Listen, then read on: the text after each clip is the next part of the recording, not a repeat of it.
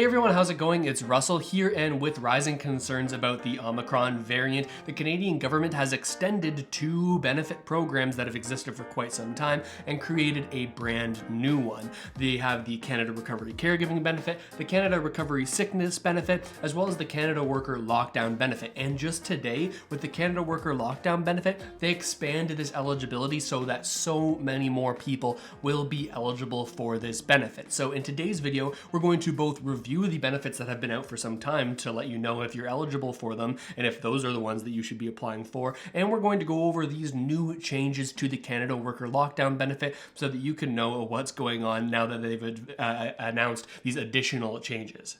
But before we do, make sure to subscribe to the channel and check out the links in the description of this video. Whenever you use any of those links to open up investment accounts or purchase cryptocurrency, you're directly supporting the channel, so I appreciate it when you do that. But now let's dive into this Canada Recovery Caregivers Benefit.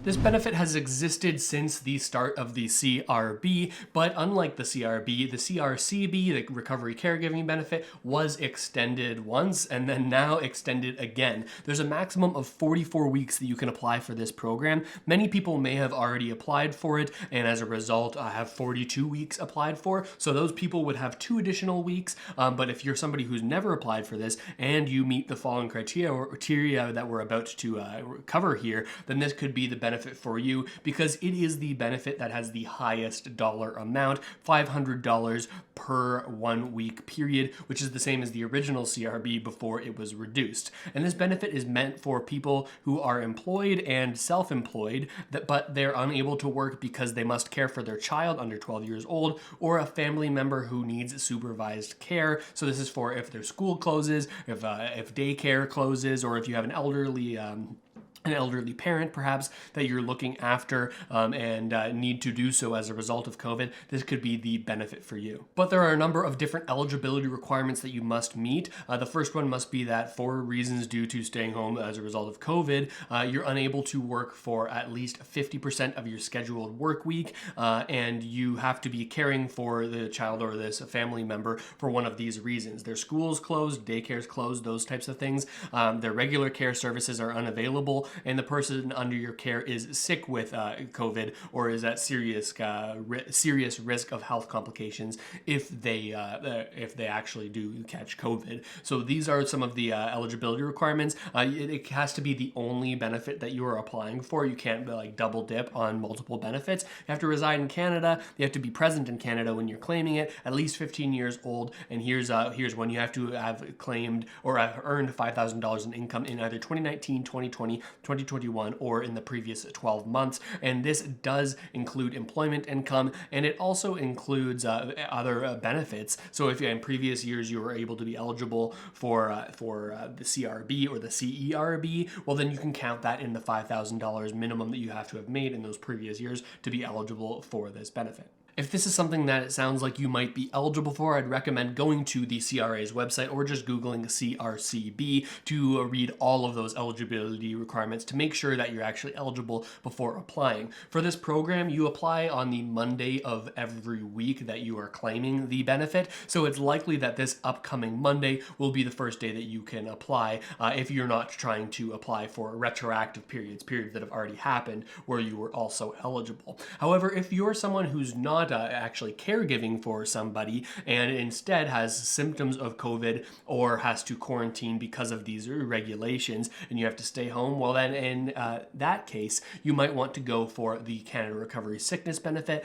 Again, came into place at the same time the CRB did and the CRCB did, but unlike the CRB, the CRSB was actually extended, and that was extended all the way until May 7th, and they boosted the amount of weeks that you can apply for this benefit up to 6 weeks. Previously, this was only 2 weeks, so if you're someone who claimed this earlier in the pandemic, this might be available to you if you come down with COVID, either Omicron or otherwise. This could be the benefit for you if you have to stay home and aren't able to work as a result of this. This benefit is also at the $500 per week amount, although the CRA holds back 10% of that for taxes, and that as a result it means $450 per week. But there are additional eligibility requirements, much like the previous benefit we talked about. You have to, again, be unable to work at least 50% of your scheduled work week because you're self-isolating for these reasons, and you can't, again, double dip. And many of the similar ones for the CRCB, you reside in Canada, were present, at least 15 years old, you've earned that previous income, and you're not paid by your employer to stay home sick. You're not using sick days where you're actually paid. This would be for instances where you lose income as a result of staying home for these reasons. And the final kicker here, and this might be relevant for people who potentially are traveling to see family over the holidays, if you need to self-isolate or quarantine because you have traveled internationally, unless there's individual exemptions for unique cases. But in most cases, if you are traveling and you get COVID and you need to quarantine, or you don't have the right type of test at the border, well, you can't be claiming the Canada Recovery Sickness Benefit in this unique situation. If neither of these apply to you, there is a third benefit called the Canada Worker Lockdown Benefit, and it was just passed into legislation this past Thursday. It finally made its way through the House of Commons, creating this Canada Worker Lockdown Benefit. However, there were some problems with this Canada Worker Lockdown Benefit because the way that the benefit was structured was that only people who are in jurisdictions or like municipalities or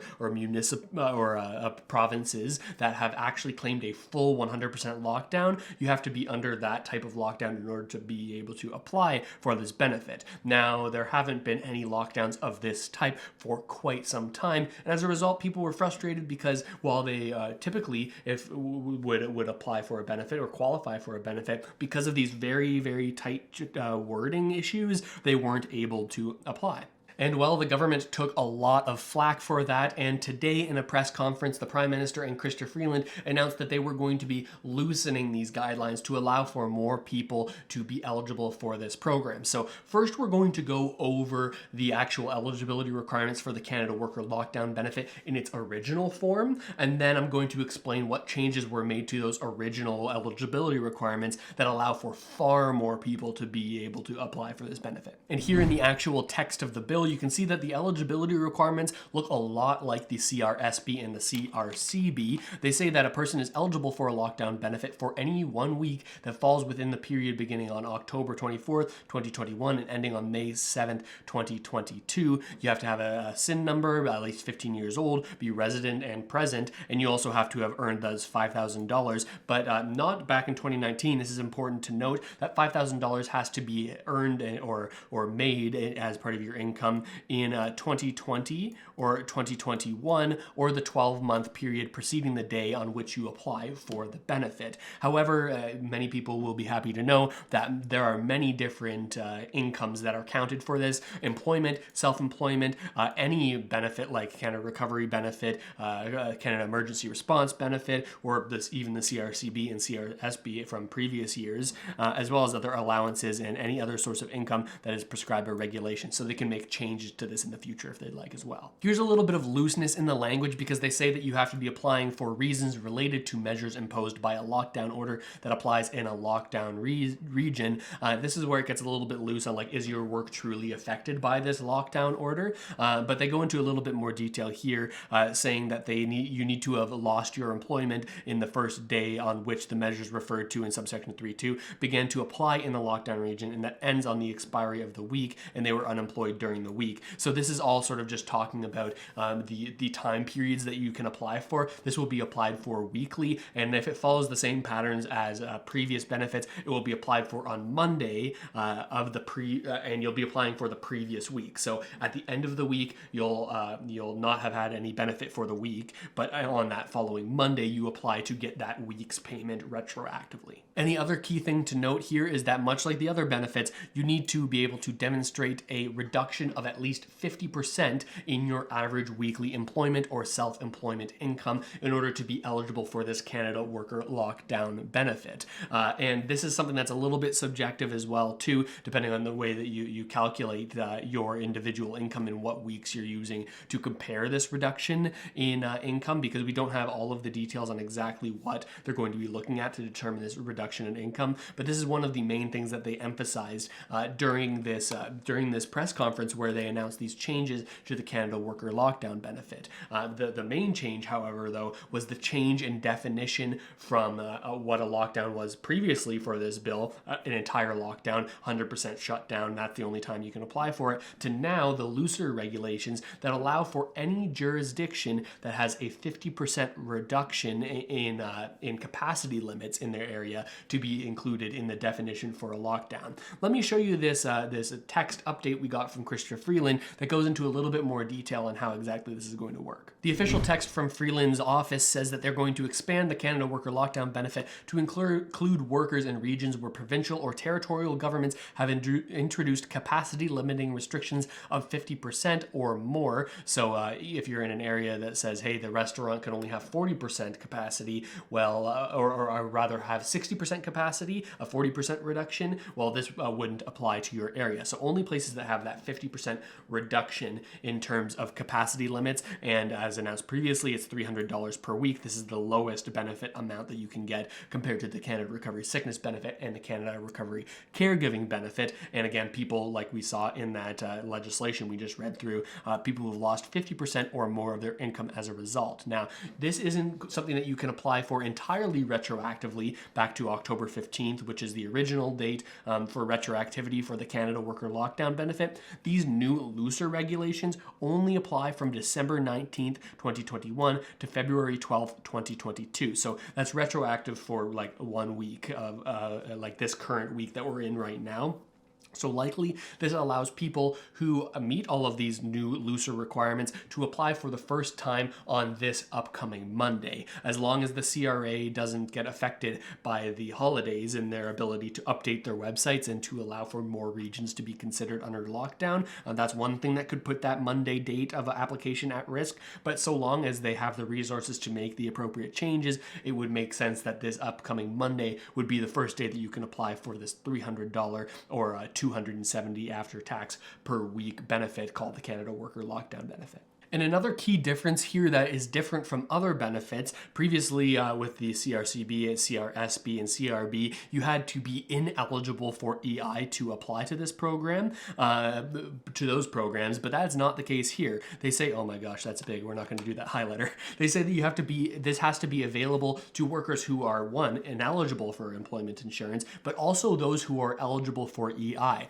So if you're somebody who thinks that this is going to be a short-term lockdown, you don't want to go through the whole process of applying for EI and sort of exhausting those 420 hours that you need to have to apply for EI, it might make more sense for you to apply for the Canada Worker Lockdown Benefit, at least for these 6 weeks where they have the looser guidelines here, rather than actually starting your time on the EI program if you're expecting sort of that longer term.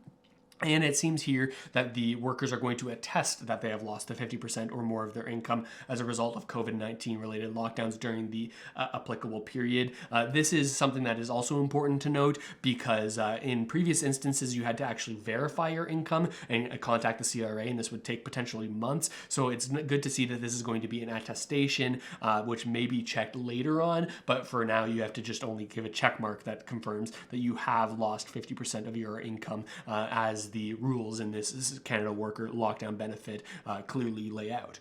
However, if the reason that you're not able to work is as a result of your refusal to adhere to the vaccine mandate, you won't be eligible for these benefits, and likely you wouldn't have been working before this either, since these vaccine mandates have actually come into place in many workplaces across the country. So that's the way things are as of right now. So this is obviously a big change, and it's one that we saw coming here on the channel. We sort of saw that this Canada Worker Lockdown Benefit in its previous form, just no one would be able to apply for, and we were talking about that as of 3 weeks ago, but it seems that the government is only now making these changes to make this eligible, so I guess better late than never. But I hope this video has given you a better idea of what these changes are and what other benefits might be available and potentially better for your individual situation. As always, there's going to be lots of different opinions on this, so let me know in the comments what you think. And while you're down there, again, subscribe to the channel, and if you appreciate this video and you also want to open up an investment account or potentially purchase cryptocurrency or a hardware wallet for that cryptocurrency, all of those links are in the description, and when you use them, it directly supports the channel, so I appreciate that whenever you do so. But with all that said, thanks so much for watching, everybody. I really hope this video has helped you out at least a little bit, and I'll see you next time.